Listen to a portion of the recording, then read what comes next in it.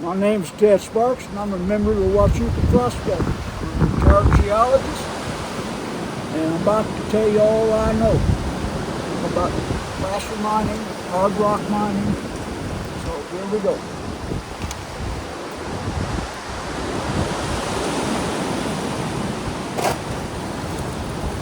Okay, we'll start with the basics. Start with these.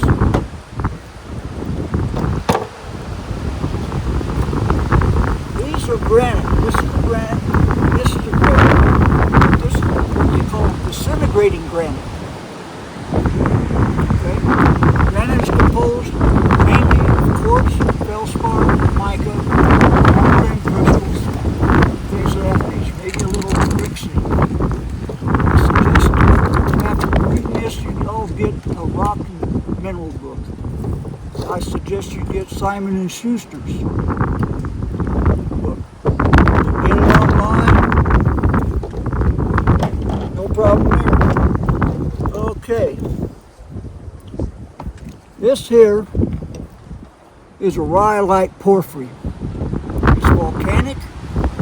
There's little blips in here. They're more than likely feldspars. Now, rhyolite is a volcanic rock, and it can be red, white, almost black, gray. Okay? Now, this little piece here, it's not quartz. This is marble. Marble is derived from metamorphic processes where it's heat and pressure underground, and it reworks the crystallography, the crystal forms, and the limestone. So this was originally limestone.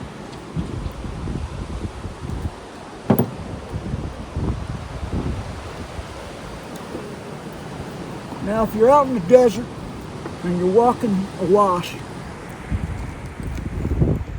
this is what they call breccia. Breccia is created when the fault breaks, slides up or down. The little rocks that are in there get caught up and forms in a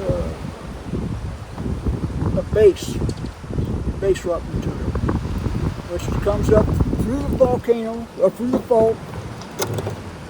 And you want to look for this in faults where your mineralization will be. Okay, here's something somebody sees all the time. This is hematite. I don't know if you can see it on the camera, but right here is red hematite. It's not magnetite. Magnetite would be solely black.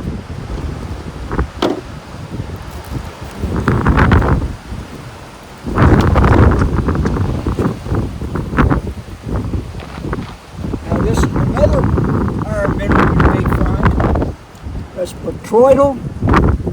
Bumps is what makes it called the petroidal. That's hematite.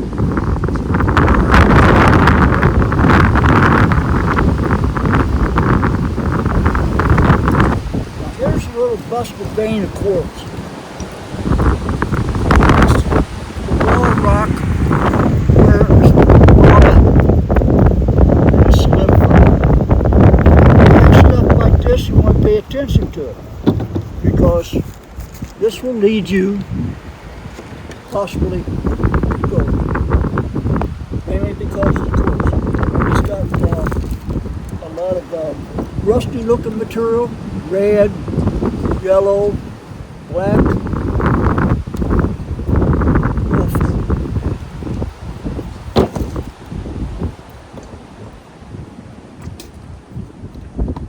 There's another thing you want to look for in your rocks. You see these little reddish brown streaks? That's a gossamer.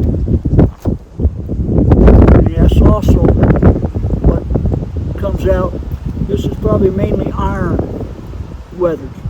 Could be pyrite. Okay, so pay attention to stuff like this too.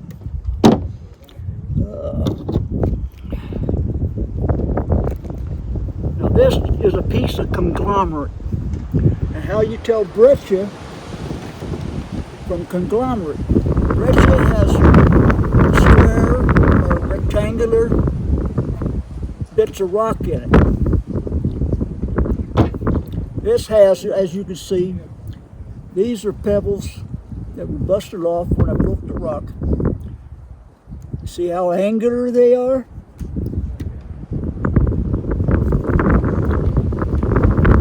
That's your conglomerate.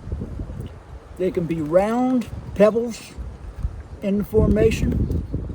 So there's the backside of it. Now, I told you what granite was. This is metamorphosed basalt, and basically also put under heat and pressure, down deep in the crust. And this is the same thing as granite and any igneous rock. The minerals in this is still here. So this is the same as this. Now,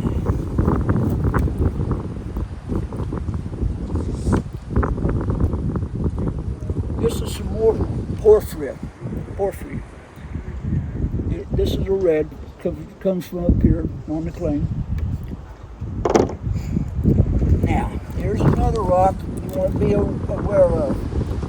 This rock is andesite. It's light in color. It can be red, black.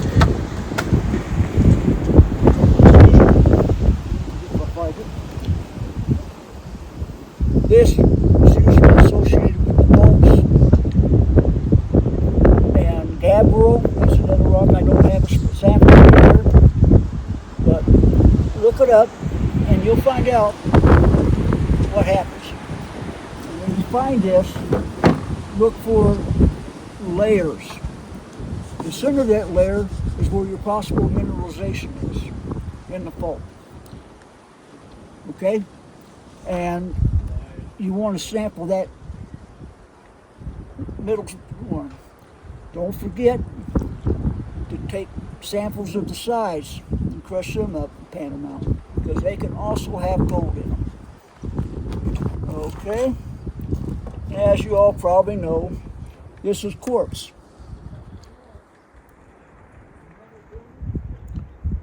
And quartz is not always got gold in it, but it can have gold and silver and other precious metals. Now this piece of green, this is fluorite. It has a hardness of 4, so you can scratch it with your pocket knife, just like calcite, and it'll show us a gouge in it. This comes out of hydrothermal veins. Hydrothermal is hot fluids coming up through the faults. This is green, it comes in purple. I've seen it red. That's what this is. And by the way, this is a high temperature fluoride.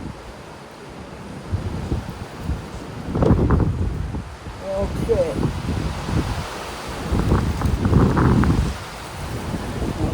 People don't realize feldspar, K-spar, is just potassium feldspar.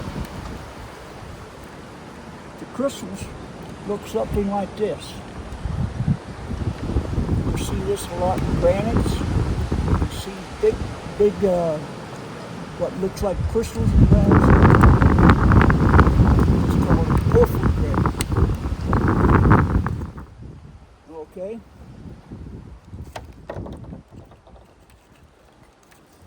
This mineral is a copper ore.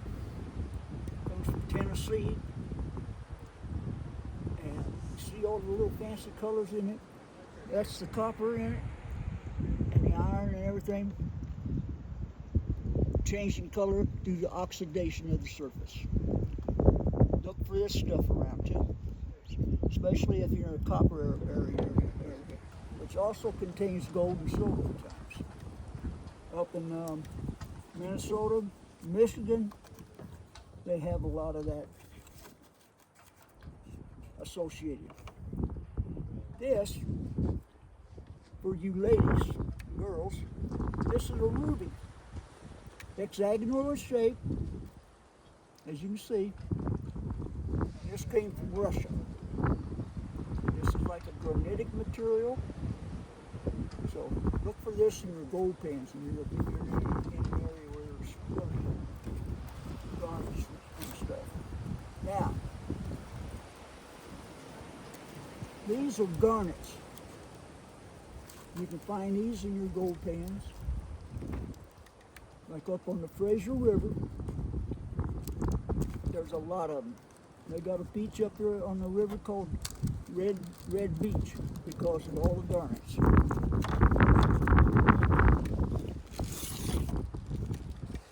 And you can see the crystal faces.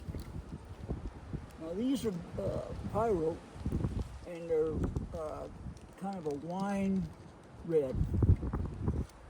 You see all the little, what we call facets. These are all the crystal faces.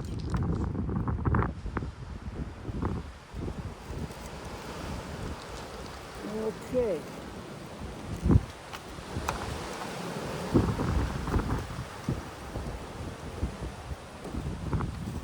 Okay, now, this is one mineralization part that you do not want to play with.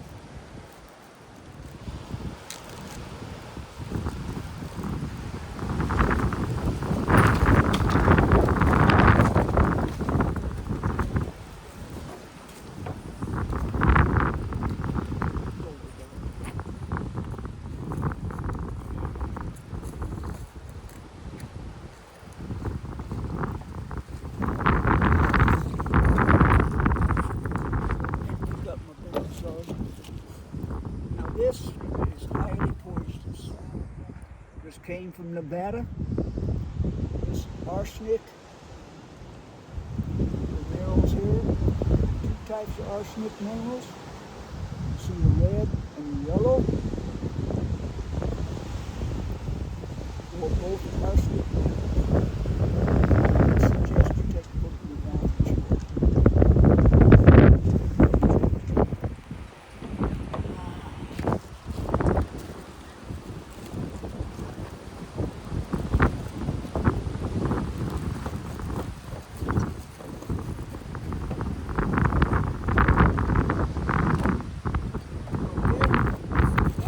Into the deep hard rock stuff. This is a vein of lead. By the way, it's tarnished. It's got silver in it. A little chalcopyrite I showed you earlier. So this is the vein material. It's a little bit of the pyrite has weathered out. You can see the brown staining. That's your gossip. And I think that's about all. Happy mining.